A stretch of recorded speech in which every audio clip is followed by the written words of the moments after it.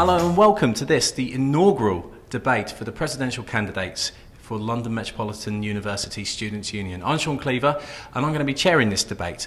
With me today are two of the presidential candidates for the 2012 MetSU elections. To my immediate left we have Jason Jackson, and beyond him we have Aylooa. What I'm going to do is I'm going to give the candidates 3 minutes to give you a speech about themselves and about their policies and about their manifestos, and then we're going to pose some questions to them, and we'll also be taking some questions from our select audience that we have here. Jason? I shall go left and clockwise, just to be fair, okay. And I will let you go first. Okay, fine. I get to hold the mic. You get to hold the mic, yes. Great.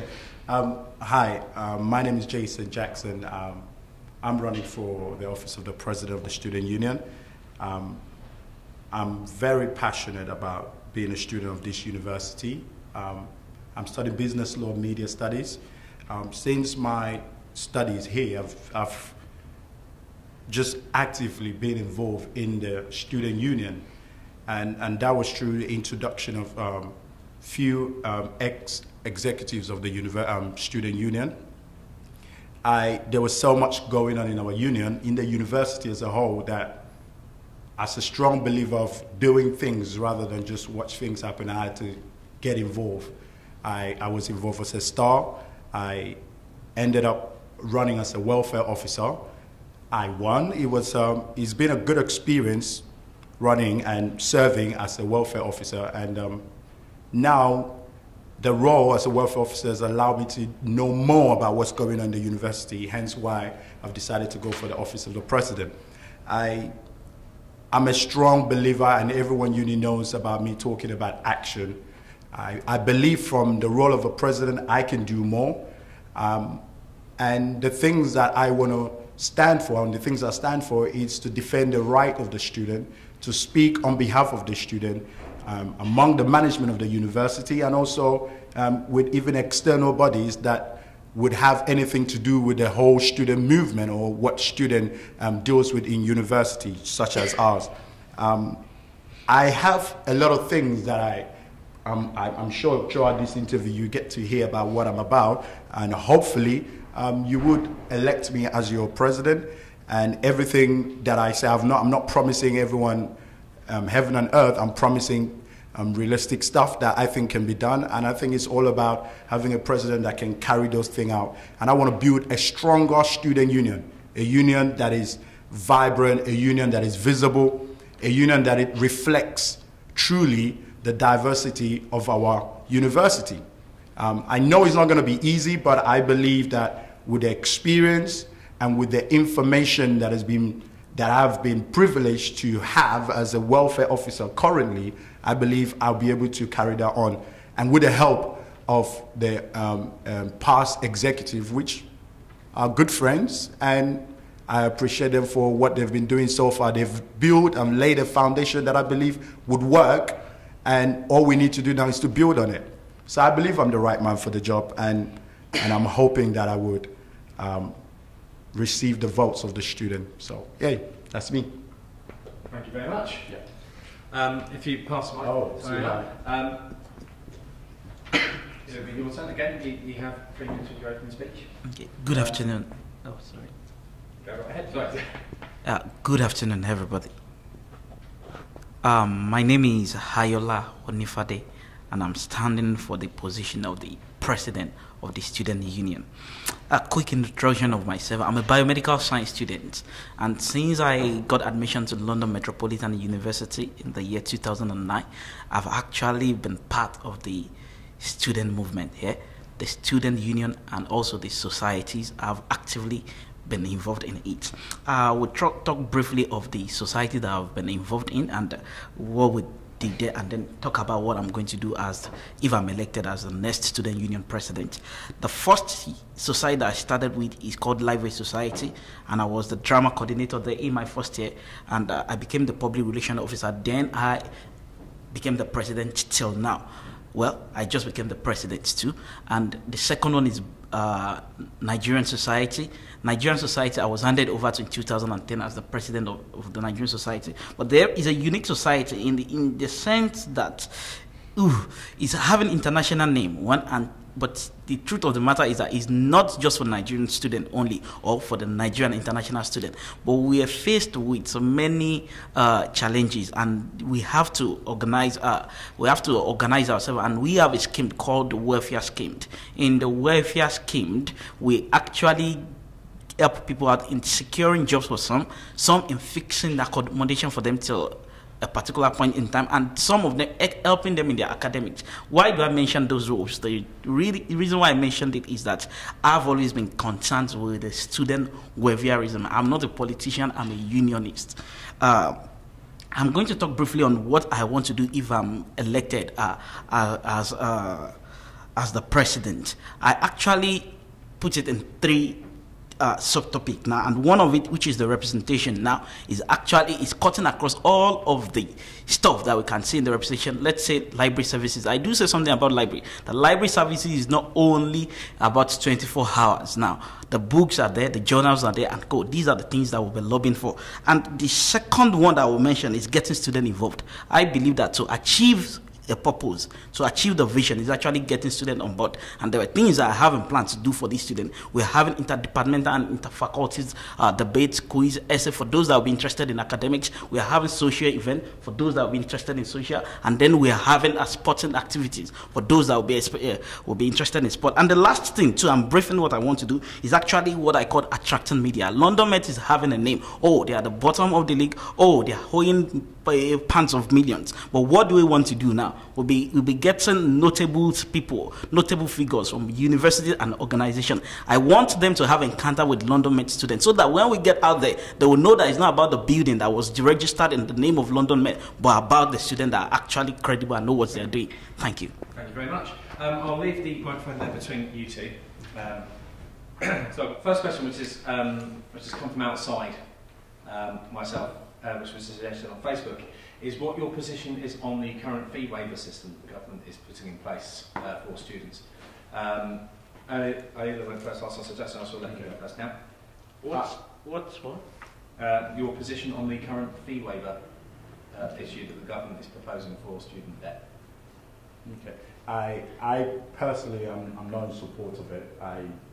I guess that's the argument that the university has put in place in the fact they're cutting the bursary. I think the bursary needs to stay instead of the fee waiver. In real sense, you have to understand that the people that will, the set of students that will benefit from this are probably students that will probably rather have the bursary because they're working hard. I mean, if from what I know, bursary are not just given to everyone. It is to show that you're actually studying, you're attending well, and the rest of it. So my stand of it is keep the bursary, the fee waiver. We all get this loan anyway. I mean, why offer it to us, making it sound like it's something different at the moment when really what the student needs is the bursary. So I'm against it. Aylooa? Well, they actually want to achieve a purpose and a aim, and they will always have a name for it. Personally, too, against it, and there is a reason for that, which he actually mentioned now. I think people prefer their bursary to any profit. Thank you. Okay. Right, fantastic. The university, and in particular the current situation with the student union, the president has been very active in campaigning, action, protest, occupation, lots of student movements. The fight of activism and everything for London Met students and working with other universities and UCU, as you are probably both aware. How do you feel about that going forward? Is it something you wish to continue? Is it something you wish to change? What are your feelings towards action from the president in those lines? Sorry, come again with your distinction. Yeah, analogy basically now. Yeah. I mean, at the moment, there's a lot of protest and activism that's being organised by the president of the student union. How do you feel about that if you were to get the role? Is it something you would continue? Would you be as vigorous in making that action happen? Okay. So, well, that will bring me back to my vision and what I actually want to achieve now. And there are two things that I believe in on my own, which, well, we'll see if it's going to work like that. But thank God for the new dispensation and the new constitution that we have, whereby we'll have a situation where students can come together and say something about what they want or what they don't want now in the meeting now. And, well, thank God for the fact that we're having council too. even if there is no room for that, we can always come to the council to have such grant. Now, in coming to the issue of protest or anything, now, I think if there is cause for it, if there is need for it, which majorly any of the present president action is based on the quality of the education that I think she's fighting for. I want to believe now. If it's for the cause of quality education now, whereby we will not even be left out in the whole of the services that we need to get now. Well, some services people don't think that they need it, and the reason is just that the university is not having it. So if it's for a good cause, which I want to believe so, why not going ahead with it? But there are strategy in approaching things too, I believe. So any struggle that is for the benefit of the student population now will be continued with, and then a new approach to some cause. Okay, let me bring in Jackson then. Personally, first thing I have to appreciate Claire, and if I'm correct to say you're talking about Claire, right? I'm talking about the past couple of years. The past couple of years, yes. This year serving, I've worked with Claire. I think she's very passionate. Claire has actively been a voice for students, not just in London, but nationally as well. And like you said, organizing some sort of a protest that is pretty much focused nationally, trying to get the government to listen and also the NUS to understand which route they should be taking. Now, personally, I think it's about balance, right? Locally, in our university, we need to be able to not just be always so active, but be able to negotiate much better. Now, I understand the management of the university seems to just have a way of getting away with certain things. I think the confrontation still needs to be there. But I've said this to everyone else, confrontation don't always mean you have to clash heads. Sometimes you just might have to hug, because that's really where the word comes from. Now, I will continue with some of the things Claire started. Just like my opener said, I do believe anything that will affect the education of our student, anything that will affect us having the value of what we pay for, needs the student union to take a voice and take actions over it. Let me give you a few figures. Okay. For example, we are now aware that the university will be cutting. We now know we call it Section 188 of 229 staff. Yeah. Right. We also know that our university has over-recruited 1,500 staff. Now, the argument is... Students, sorry, yes. Yeah, students, sorry. So now the argument here is, if you know that's the case, you can't afford to lose 229 academic staff. Claire would fight for that. I will fight for that. Any student union president that is elected to serve this union needs to fight against that. But how do we approach that? We need to be able to get the university to talk to us. We need to get the university to tell us what their long-term plans are, and we need to get them to understand we would fight them no matter what the cost is. Okay, so you're obviously going from a point of view, even though you want action if it needs be, that you'd much rather go through a democratic route first until other avenues are kind of thing. I don't want to pigeonhole you into that. No. What I'm saying is there needs to be a balance, right? Between the two. Yes, but obviously, if we are able to prove to the university, like I've just mentioned to you about the figures, 1,500 over recruitment of students, 229 staff taken away, it's simple maths. How can you afford to lose that? The university will have to come back to us and prove otherwise that they will be able to run the university properly with that. And if they say so, and we can also prove, working with the UCU and the staff union that is in the university, we can come up with something. I don't just want us to fight for everything, such as, we're closing a cafe in Tower Building and then we occupy it. No, I don't believe that's the best way. We can say, okay, fine, if we don't provide that cafe, we would obviously get a student not to go to any other cafe in the university and use the ones outside. Those are ways that we can approach these issues. Let me just bring Aylooa back in there, because you've mentioned the figures with 229 staff from being let go, yet we've over-recruited by 1,500 students, and you've also mentioned the use of occupation, things like that. Obviously, you said it's not something you immediately want to do, but it is there if you want it. I just want to bring you in and see what your feelings are on that. Well, mentioning the issue of staff that have been cut. Now, I think the document that I read about it, which was around 2009, mentioned 360 something staff No, this is what's going to happen now. Well, no, that one is taking place already. This is the new one. No problem. You are executive, and that's the reason why you need to give information. Why to give information to the students too. Yeah. To give information to the students. So, in that case, I don't support the fact that they will be making staff redundant, especially when we know that we need them much now. But there is an issue too. There is a command in it too. And that's why I told the Vice Chancellor when I have opportunity to meet with them. Then I said, well, look, even if you're talking about cutting staffs now, we know we have a lot of staff that students willingly they will tell you that they don't need these staffs.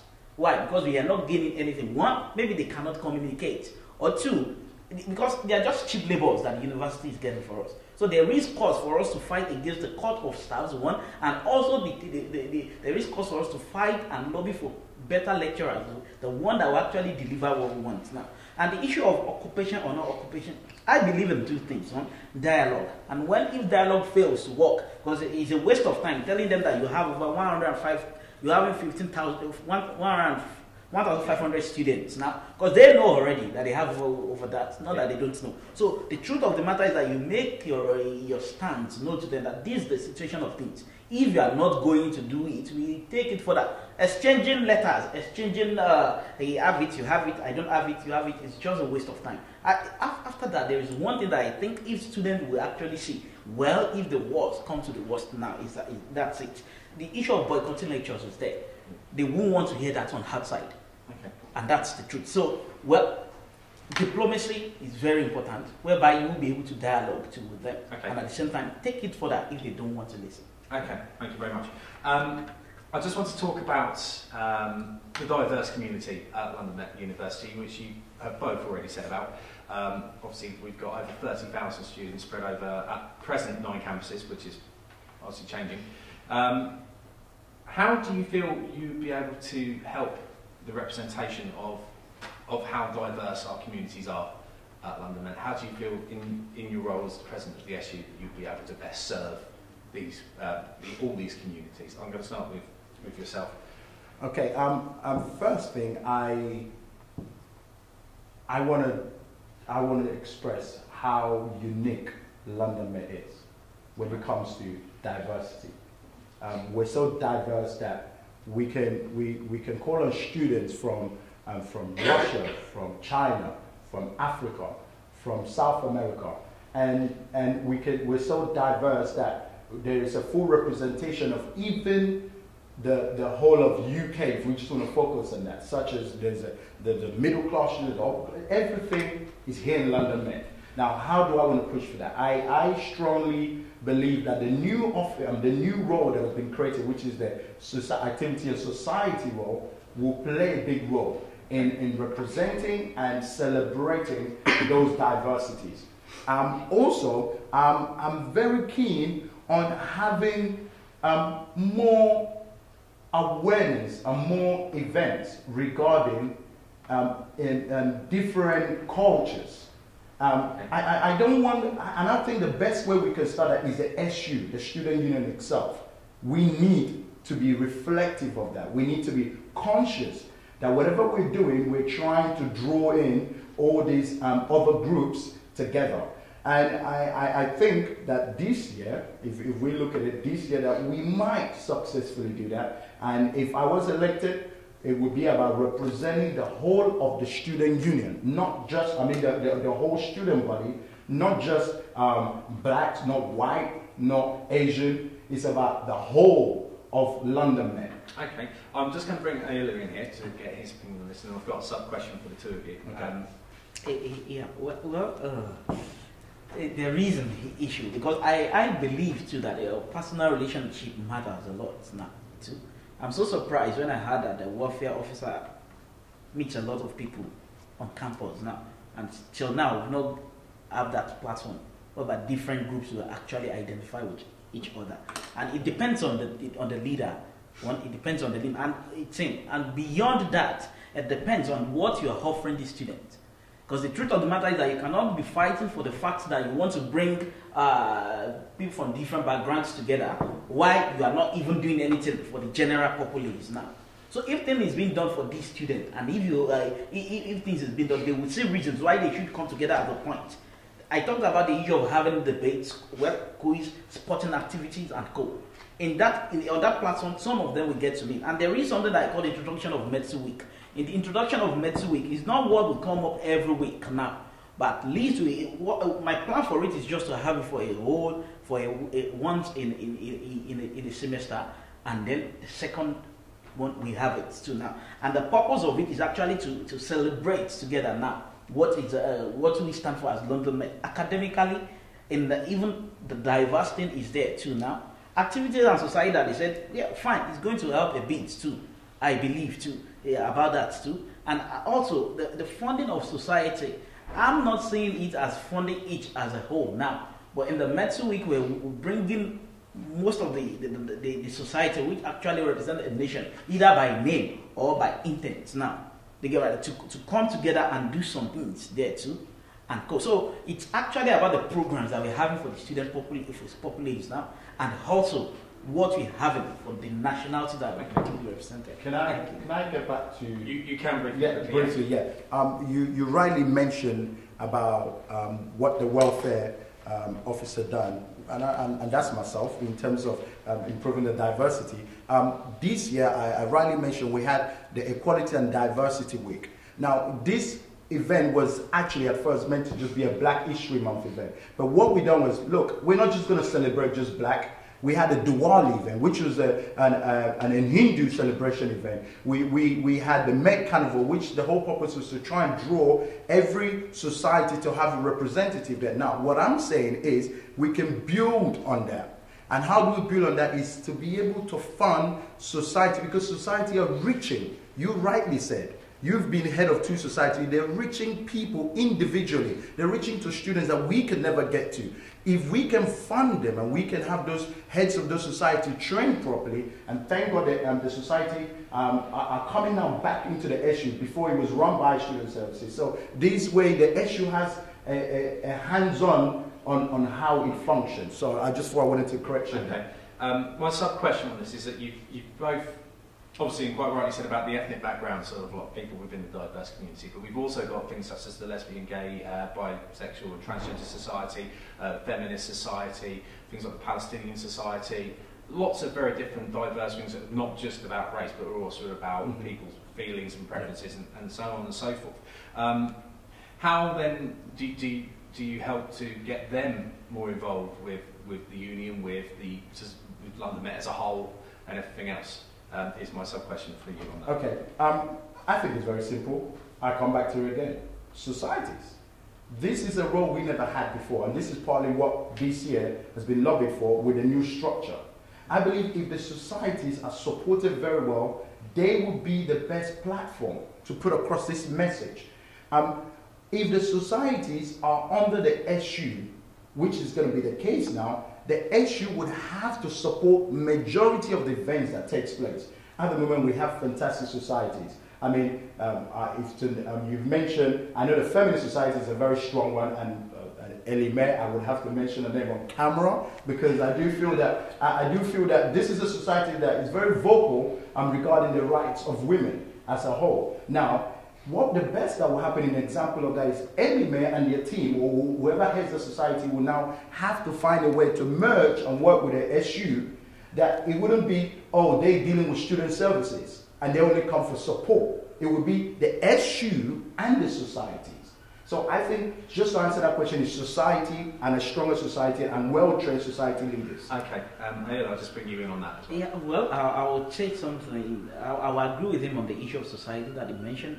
One, and two, there is rules and regulations now, and we all know that each of the group, irrespective of which group may be, each of the groups have the rules and regulations are binding. The one that they need to adapt to agree with, and the one that people that don't even share in their vision needs to agree with. So in the course of this, whenever any one of them feels so bad, or people are actually not agree with them in one cause or the other, or their rights is not is being trampled upon now, then we set in to look at this is the right of these people, and it needs to be accepted now.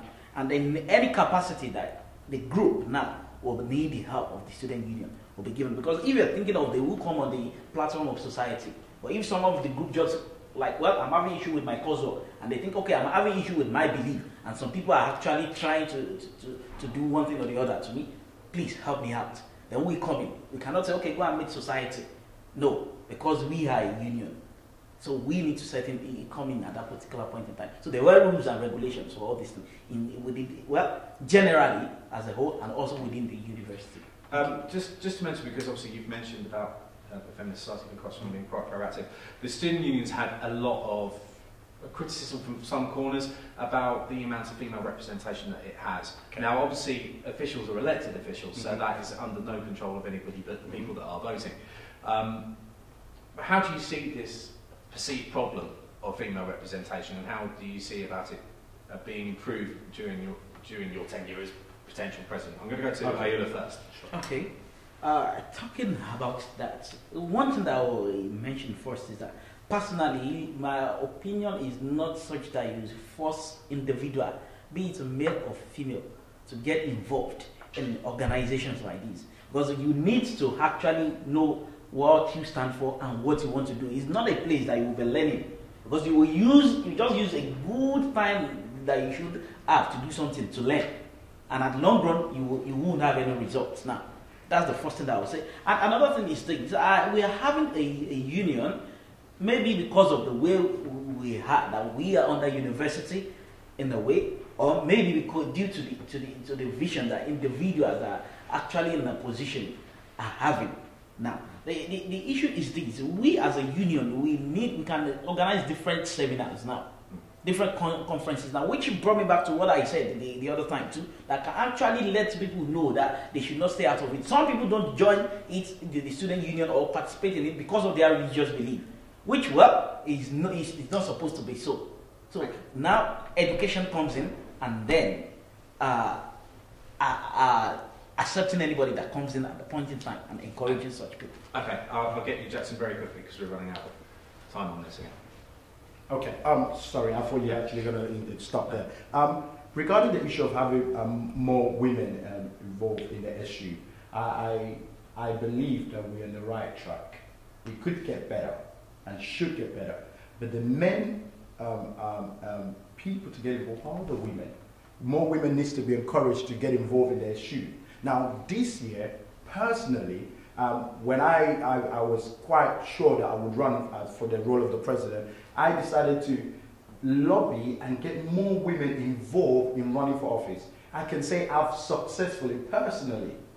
personally successfully got more than 5 women running for key positions, which I support in this election. Now, what I wanted to have is a balance. Now, the issue is not about women being in office, it's about women being active when they're in office. This year, we had women officers that run in office, and truly, they were as bad as the guys. So, but the point here is having a balance and having women that will come in and would represent. One woman that I can definitely say worked hard is Claire, and she done well. And I hope if I can see more Claire Luck in the SU, even if I'm not elected, I will feel good because I know we're somewhere right there. But it's not about just the women, it's about what kind of women comes into the SU and are they going to represent? Are they ready to take the fight? And like I said, take the action. Okay, I'd like to thank both of our presidential candidates, not all of them because unfortunately one of them wasn't able to attend, but to Aylooa and to Jackson, thank you very much. And please come along to the hustings. They will be tomorrow, the 20th of March at the North Campus, and on the 22nd of March at the City Campus. Thank you very much.